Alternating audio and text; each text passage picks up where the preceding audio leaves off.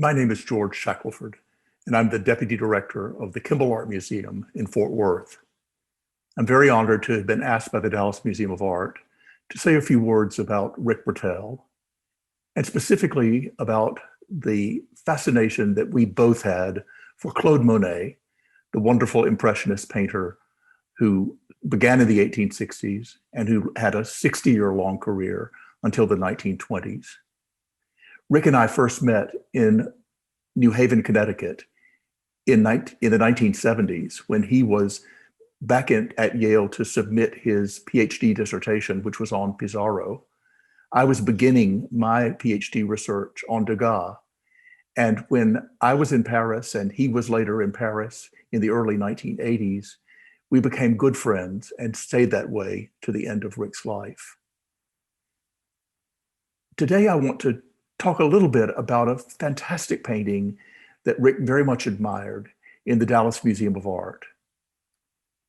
It's this painting, the Seine Lavacourt, painted in 1880 and acquired in 1938, when the museum was still housed in the building created for the sexacentennial in Fair Park.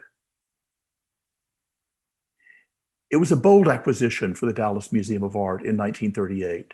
Monet had just died in 1926, and so this was virtually a contemporary work of art, certainly a work by a modern master rather than a much revered old master of Impressionism, as we now see Monet today. Only one museum west of the Mississippi had beat Dallas to the mark in acquiring a work by Monet.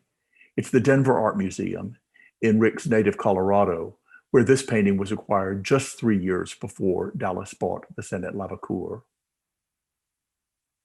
The Dallas painting is the pendant to a painting in Paris, Sunset on the Seine, Winter Effect, at the Petit Palais Museum.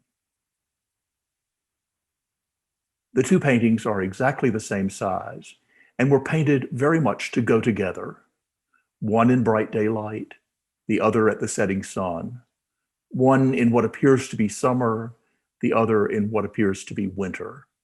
So matching paintings and contrasting paintings meant for exhibition at the Salon. Now, the Salon was a place where Monet had tried to stay away for several years. But in 1880, desiring to meet new clients, to reach new clients, and to gain more attention for himself, he decided to submit his paintings to the Salon, where they would be hung cheek by jowl, frame to frame, with works by a myriad number of artists and seen in conditions that were far from the very private and intimate conditions that Monet and the other Impressionists had sought out in the years before.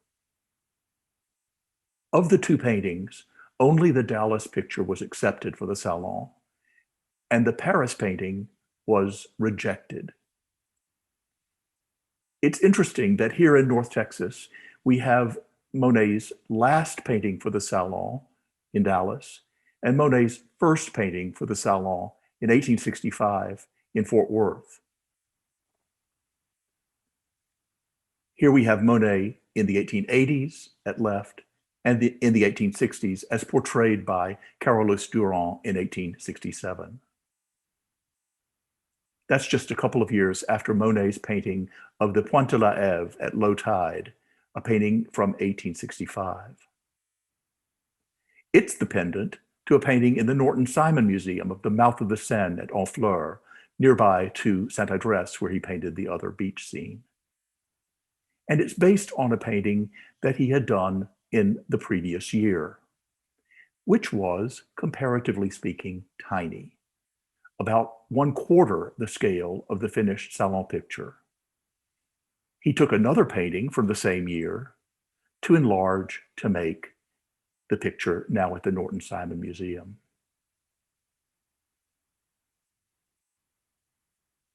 Now, when it came time to paint the Seine Lavacourt, Monet used exactly the same technique. In both cases, he used smaller pictures that he had previously completed and enlarged them to the large scale necessary for the Salon presentation.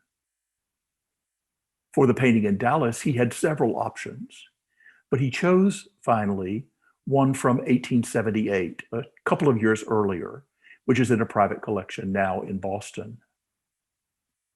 In so many ways, the sketch, if you will, from 1878, which was certainly completed by the riverside, predicts the effects that he will achieve in the Salon picture, which was almost certainly completed in Monet's studio.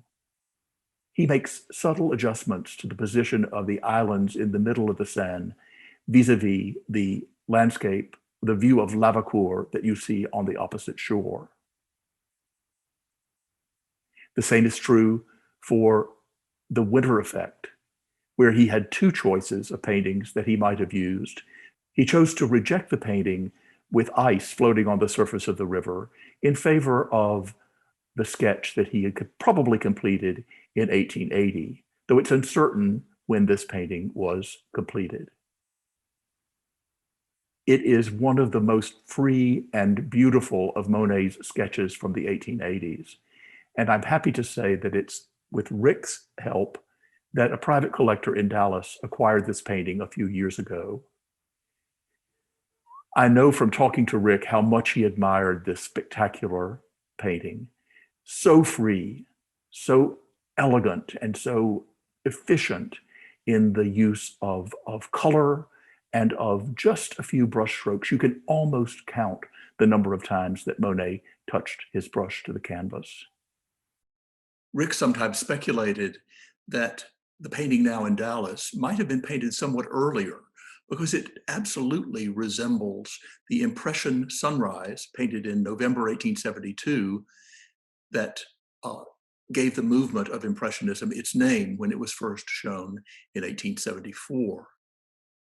I believe, however, that the Dallas sketch was in fact completed in 1880 because it resembles so much other paintings we know from that very moment. Still, it's a remarkable thing that this picture is now in Dallas along with the beautiful Seine at Lavacourt from the Dallas Museum of Art. Thank you very much for letting me talk to you today about Rick Brettell and Claude Monet.